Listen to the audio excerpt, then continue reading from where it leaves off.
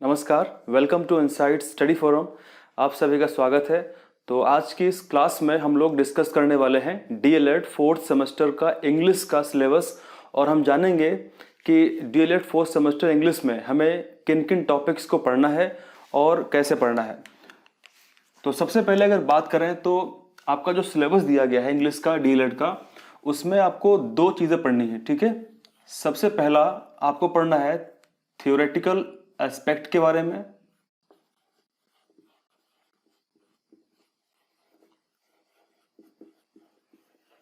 ठीक है, और उसके बाद आपको पढ़ना है कंटेंट के बारे में, कंटेंट स्पेसिफिकेशन।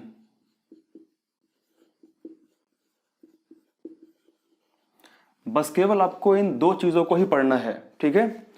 और अभी हम जानेंगे कि कौन कौन से टॉपिक्स थियोरेटिकल एस्पेक्ट्स में शामिल किए गए हैं और कौन कौन से टॉपिक्स को शामिल किया गया है कंटेंट स्पेसिफिकेशन में। अब जाहिर सी बात है कि दो टॉपिक हैं, यानी दो पार्ट हैं। पहला पार्ट है थियोरेटिकल एस्पेक्ट, इसमें हम बात करेंगे कि किस तरीके से लर्निंग होती है, कौन कौन से ऐसे डायरेक्ट मेथड हैं, इनडायरेक्ट मेथड हैं, ठीक है, उनके बारे में बात करेंगे। और दूसरा कंटेंट होगा, तो कंटेंट में खासकर हम क्या बात करते हैं, इसमें खासकर हम बात करेंगे ग्रामर के बारे में, ठीक है। जैसे टेंस हो गया, प्रीपोजिशन हो गया, कंजक्शन हो गया, इन सब के बारे में हम बात करेंगे। कॉम्प्लेक्स सेंटेंस हो गया, ठीक है, कंपाउंड सेंटेंस हो गया, तो इनके बारे में हम बात करेंगे। तो सबसे पहले हम देखते हैं कि आखिरकार हमको पढ़ना क्या है और कौन कौन टॉपिक्स को शामिल किया गया है थियोरेटिकल और कंटेंट स्पेसिफिकेशन में। आपके सामने पूरा सिलेबस लिखा हुआ है, तो अब हम जानेंगे कि कौन कौन से टॉपिक्स हमको पढ़ने हैं थियोरेटिकल एस्पेक्ट में, कौन कौन पढ़ने हैं कंटेंट स्पेसिफिकेशन में। तो सबसे पहले इसमें हमको पढ़ना है different approaches and methods of teaching, यानी टीचिंग के कौन कौन से नए अप्रोचेस हैं, नए तरीके हो सकते हैं, कौन कौन से नई विधियां हो सकती हैं, नए मेथड हो सकते हैं, उनको हमको पढ़ना है। अब ये बहुत छोटा है, ठीक है। अगर हम कंपेयर करें इस वाले पार्ट को, तो ये पार्ट थोड़ा सा लेंदी है, थोड़ा सा बड़ा पार्ट है, और ये पार्ट थोड़ा सा छोटा पार्ट है, ठीक है। लेकिन क्वेश्चन यहां से भी आते हैं और क्वेश्चन यहां से भी आते हैं, तो हमको पूरा ही पूरा पढ़ना है ये। इसमें हमको पढ़ना सबसे पहले ग्रामर ट्रांसलेशन मेथड, यानी कौन कौन से ग्रामर के ट्रांसलेशन के मेथड हो सकते हैं, उनको पढ़ना है, ठीक है। दूसरा, इसमें अगर बात करें, आपको पढ़ना है डायरेक्ट मेथड के बारे में कि कौन से डायरेक्ट मेथड हो सकते हैं अप्रोच के, टीचिंग अप्रोच के, ठीक है।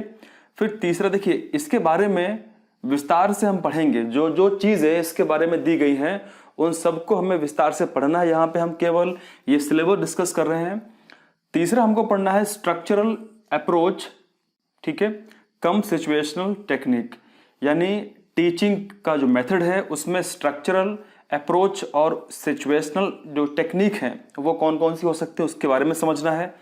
फिर हमको पढ़ना है चौथा कम्युनिकेशन अप्रोच, ठीक है, किस तरीके से कम्युनिकेशन किया जाए, उसके अप्रोच क्या होना चाहिए, उसका सही तरीका क्या होना चाहिए, उसके बारे में। और प्लस फिर हम पढ़ेंगे पांचवा, जो लास्ट होगा इस थियोरेटिकल एस्पेक्ट के बारे में, वो है लिसनिंग विद कॉम्प्रिहेंशन, ठीक है। लिसनिंग बहुत ज़रूरी होता है किसी भी बच्चे को समझने के लिए।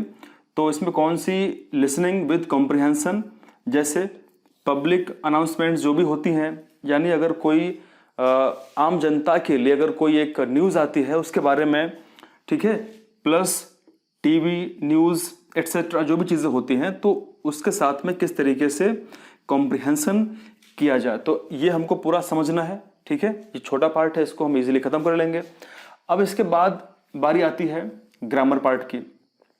इसमें कंटेंट स्पेसिफिकेशन में जो ग्रामर वाला पार्ट है, इसमें सबसे पहले हमको पढ़ना है कॉम्प्लेक्स एंड कंपाउंड सेंटेंस के बारे में। हमको जानना है कि कॉम्प्लेक्स और कंपाउंड सेंटेंस कैसे होते हैं और उसके एग्जाम्पल्स को समझना है, ठीक है। उसके बाद हम बात करेंगे कमांड्स के बारे में, रिक्वेस्ट के बारे में। अब यहाँ पे अगर हम इसको आसान भाषा में समझें कि कमांड और रिक्वेस्ट की यहाँ पे बात क्या हो रही है, देखिए कमांड का मतलब क्या होता है, ऑर्डर देना, ठीक है, मतलब आदेश देना। और रिक्वेस्ट का मतलब क्या होता है कि किसी से रिक्वेस्ट करना, किसी से रिक्वेस्ट करना, विनम्रता से कुछ पूछना। तो कमांड और रिक्वेस्ट में बेसिकली हम पढ़ते क्या हैं, हम पढ़ते हैं डायरेक्ट और इनडायरेक्ट स्पीच, हम यहाँ पे पढ़ेंगे और समझेंगे पूरा विस्तार से। उसके बाद बारी आती है प्रीपोजिशन के बारे में, ठीक है। जो प्रीपोजिशन है इसको हम पढ़ेंगे और एग्जाम्पल्स को देखेंगे। फिर बारी आती है कंजक्शन के बारे में, तो कंजक्शन को हम समझेंगे। और उसके बाद फिर टेंस, ठीक है। टेंस काफ़ी इंपॉर्टेंट है, टेंस जो है बहुत इंपॉर्टेंट है। और यहाँ पे केवल मैं उतना ही डिस्कस करूंगा जितना आपका सिलेबस में दिया गया है, यानी सिलेबस से ज़्यादा डिस्कस कोशिश में करूंगा कि एक्स्ट्रा कुछ ना हो पाए। अगर कुछ ज़रूरी होगा तो डिस्कस किया जाएगा, पर ऐसा नहीं कि सिलेबस के एक्स्ट्रा डिस्कस कर दिया पूरा का पूरा। और जो सिलेबस, हमारा पहला फोकस रहेगा कि जो भी सिलेबस दिया गया है हम पूरा सिलेबस को डिस्कस करें, ठीक है, ताकि जल्दी इसको फिनिश कर लें और आपका एग्जाम जब भी होगा 4th सेमेस्टर का, आप उसमें अच्छे मार्क्स स्कोर करेंगे।